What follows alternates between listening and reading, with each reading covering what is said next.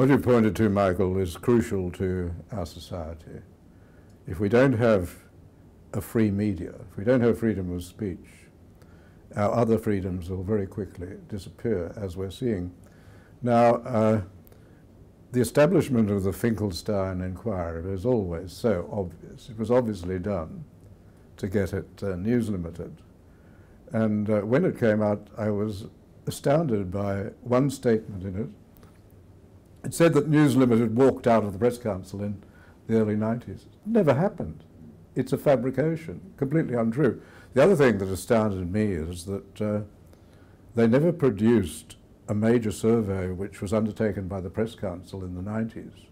It was a survey of complainants, and it showed that complainants, well over 60% of complainants, said they were, even if they were ruled against, they would bring another complaint back to the Press Council. Now, I wonder how many litigants who go to the federal court and pay for the case themselves, not corporate litigants, but litigants who paid for themselves, would say, you would find that 60% of litigants to Justice Finkelstein's court would say that. I don't think so. Now, that seemed to me to be a setup to get at News, and News was obviously in a very weak position at the time because of what was going on in the United Kingdom.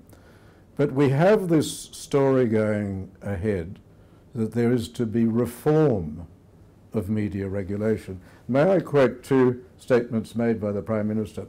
What we had was a letter sent by News Limited and a number of other publications, but not Fairfax, protesting against regulation of the media. And this is not regulation about the law or about finances. This is regulation about the ethics of the media, which has nothing to do with the federal government. But she said this, she called on the media groups to jointly consider whether the current regulatory settings are sufficient to support an independent, diverse and sustainable media for this country.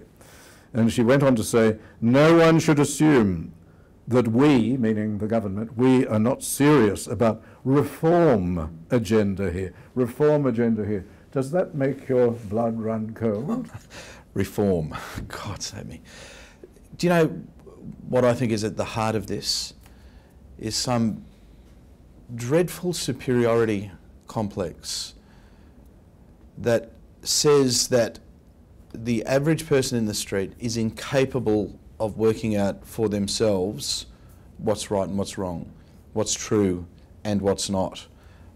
And that if you, and particularly it relates to things like climate change and this matter, for example, conservative-based interests, that if you believe in the conservative view about, for example, the science of climate, so-called anthropogenic caused global warming, or if you believe in the conservative view about the desirability of tighter regulation for union leaders and that sort of thing, then you must be deficient somehow intellectually. That you couldn't have arrived at that view and have access to sufficient mental faculty to deliver you there. In other words, if you were smart, then you'd be like the lefties. And the fact that you're not a lefty means you're not smart.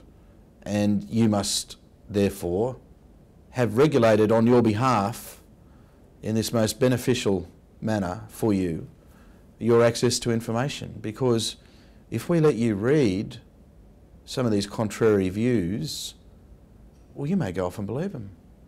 And we can't possibly have that. I mean, the hubris. Imagine that, the bloody hubris of somebody who thinks they can get away with that, who thinks that they can say, you poor bugger, come here, pet. Look, I love you, but you're just so friggin' dumb. I'm gonna have to, you can't go reading that stuff. How are we going to keep you down home on the farm if you've seen the lights of the big city? The science is settled. All of that stuff, I can't believe we even give them a hearing. Why haven't got the tar and feathers out and say, see you later, you're going out the back for a horsewhipping?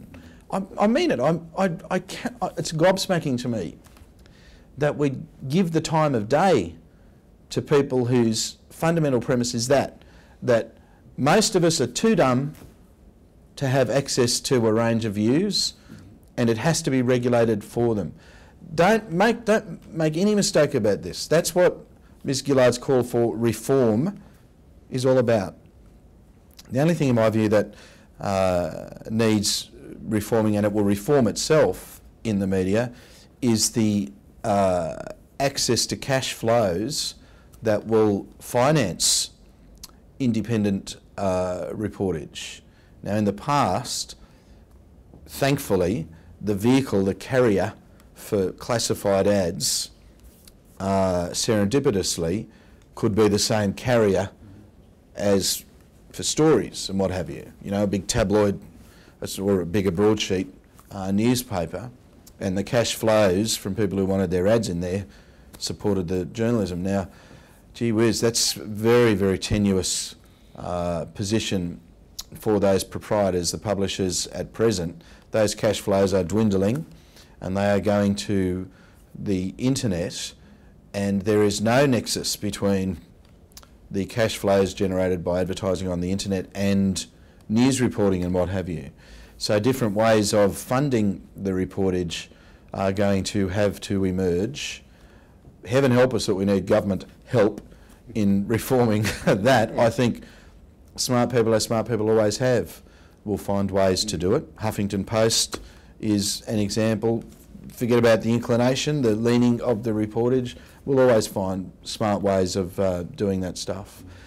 But the thought that government could be invited to intervene to reform, God help us. You can keep that right away. Thank you.